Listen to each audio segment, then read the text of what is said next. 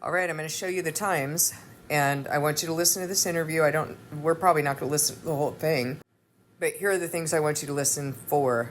I've spoken to you about the key players of the end times. I've spoken to you about the false prophet of the United States, the kingdom of the Antichrist, which is counterfeit religion, counterfeit Judaism, counterfeit Christianity. They all bore out of the harlot Catholic Church.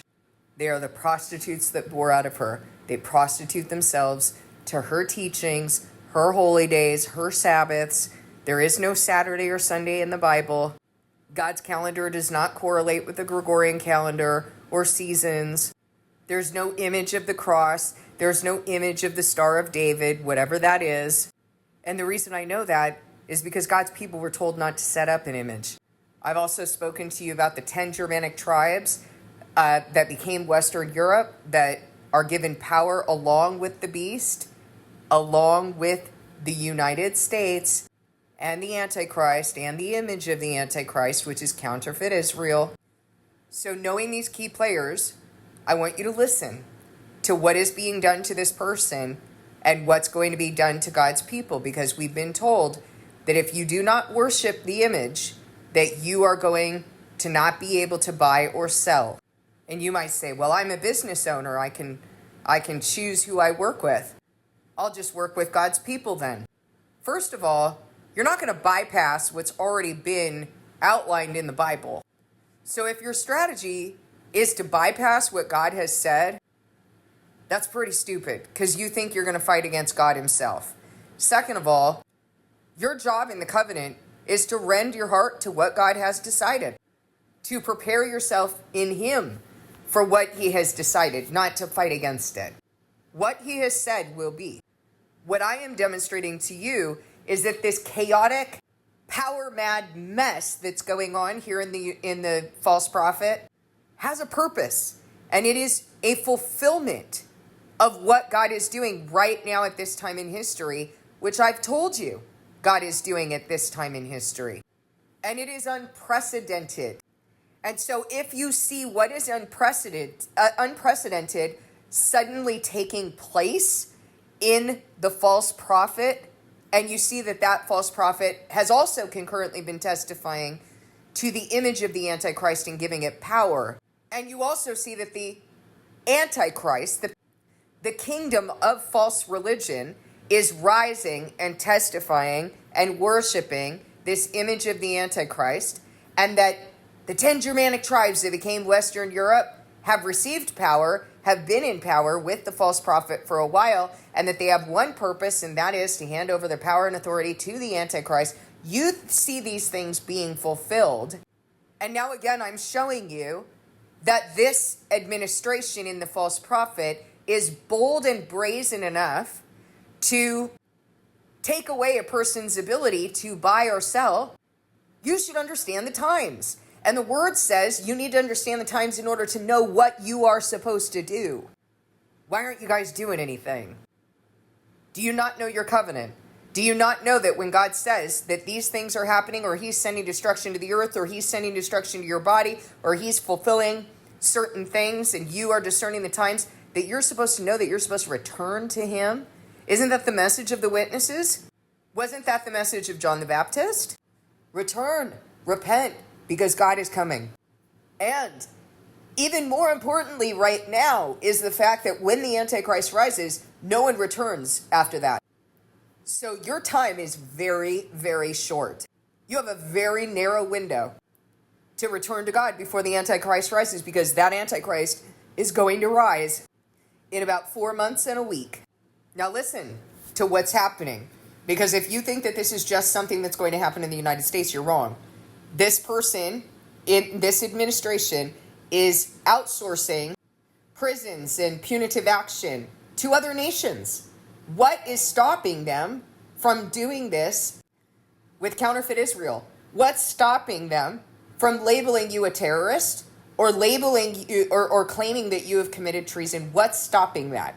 Listen to what this man has to say. 7 years ago, I came out against the president from within his own administration. I went into the first Trump administration to work at the Department of Homeland Security. I had gone into government after 9/11 to serve my country. I'm a lifelong Republican. But when I got into that administration, not only did I not like what I saw, I was very alarmed by what I saw, because on a regular basis, the president's every move was erratic. And so I published an opinion piece in the New York Times from within the administration, first anonymously, expressing how volatile it was in the administration and that the president's own cabinet members felt like he was unfit for office. And eventually I came forward, I quit the administration and unmasked myself because I felt like it was important to own those words in my own name. I'll come back to that if I may. I want you to give our audience an insight into how your life, your friends' lives, have been impacted since this investigation, since this executive order was signed by the president. Well, Victoria, that's why I'm here with you guys tonight. And a lot of folks had advised me not to, right? To just lay low and hope that it blows over. But I think it's important for people to understand what's happening right now in the United States. These orders that go out are not just symbolic. They're not just pieces of paper. They absolutely destroy people's lives. And in our own case, since that order on April 9th, it forced me to leave my job. And I'm the single income earner in my household, which meant that my wife, who's a stay-at-home mother with our baby, has had to return to work so that financially we can support ourselves, so that we don't lose our home in what we expect to be a very long legal fight. We've had to launch a legal defense fund to raise money to be able to sustain that legal defense. And we've even had friends that have been fired from the executive branch simply because they're associated with us. In fact, a senior official at the Department of Homeland Security... Seriously? Is that true? Yeah, a senior official at DHS was fired the other week because the White House found a photo of him at our wedding. They found a photo of him as an attendee at our wedding. You are joking. And they fired him from his job. Sorry, can I just be clear? Sorry, Mr. Taylor, to interrupt. You're saying that your friend who works at the Department of Homeland Security was fired simply because there was a photograph of him at your wedding. That cannot be the reason that person was fired. Seriously? Well, I'd like to say that I'm the one who's mistaken, but White House officials confirmed that's why he was fired. And to me, that's just an extraordinary example of how far this administration is willing to go to exact revenge. It's not enough for it just to be about me and people who've criticized the president. They want to shut up critics by showing that if you even associate with them, you too will be targeted. Why do you say you have had to leave your job because of this? Well, honestly, this is what you would call modern day blacklisting. It makes it almost impossible to go work with companies and advise them, because then they are fearful of potentially being targeted by the White House. And that's what I've done for a number of years. I do private consulting, I work with technology companies, but it's not possible to continue that work right now in Washington, D.C. when you're blacklisted by the President of the United States. And then you add into that, Victoria, after that happens, you get a range of threats. And we dealt with this several years ago when I came forward against Donald Trump. But since then, we've had individuals dox us, share our personal information online, send very violent threats towards me and my wife and our child. We've had family members who are so fearful of the threats that they too have distanced themselves from us, because our own family members are concerned that they will be in the crosshairs. And just the other day, my wife and I were advised to sit down and update our last will and testament to name a guardian for our daughter in case the worst happens. That's correct. Yeah, we went. Okay, so just so I'm clear, in case the worst happens, what are you saying? Well, I mean, security folks that I've talked to have, reviewed some of the threats that we faced, and the worry is that some of these individuals who've been sharing our information online are trying to get people to show up at our home, trying to get people to show up where we are, and God forbid that results in an act of violence. And so we were.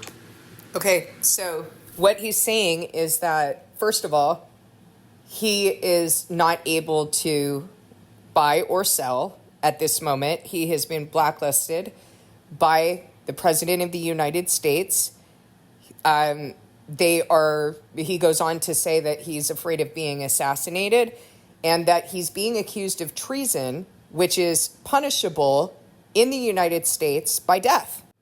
These are some pretty weighty allegations, charges, accusations with consequences.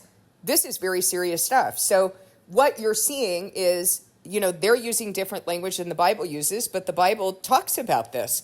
It says that those who do not worship the image of the beast, and we're not talking about him worshiping the image of the beast because he has taken up a grievance with the false prophet of the United States, but it's the false prophet of the United States that gives breath, power to the image of the beast and works in collaboration with the image of the beast, which is counterfeit Israel, in order to bring judgment on those who will not worship it. And so what I'm trying to show you right now is your constitutional rights that you think you have are they're inconsequential to this administration, to this point in history, to what God is fulfilling right now through the false prophet of the United States and this erratic system that thinks it can do whatever it wants and actually is getting away with quite a bit and is going to continue to be successful in getting away with quite a bit. And pagans are alarmed at this. Pagans are alarmed by what's going on. Why aren't you? You're supposed to be God's people. What cloud of delusion are you enshrined by that you're going to be okay? Do you know the word? Do you know that God's people are the ones who are going to die for not worshiping the image of the beast? Do you know that God's people are the ones who are going to be blacklisted, who are not going to be able to buy or sell unless they worship that image of the beast? Do you know that? Or am I just speaking a bunch of words that go in one ear and out the other, and you think this doesn't apply to you? Because that's how you seem to be treating it. I'm showing you what's going on. Unprecedented. What's going on at this point in history. By the way, if you want to look up the full interview, because I only played, I played about 5 minutes of it. It's 12 minutes long. So it's entitled, it's put out by BBC Newsnight, and the title of the video is Trump Hell-Bent on Revenge Against Me and My Family, White House Whistleblower Miles Taylor. So he goes on to tell you some of the protections that he had to enlist in order to keep his family safe because of the mafioso way that this administration is doing things. But see, we need to be familiar with the Bible because that's not enough to really help us to understand what's going on. What's going on, what is being built right now is that I've already told you in 4 months that Antichrist is going to rise. And if you can see that these things are already happening right now, then it should not surprise you that in 4 months that Antichrist is going to rise. Now go discern that with God.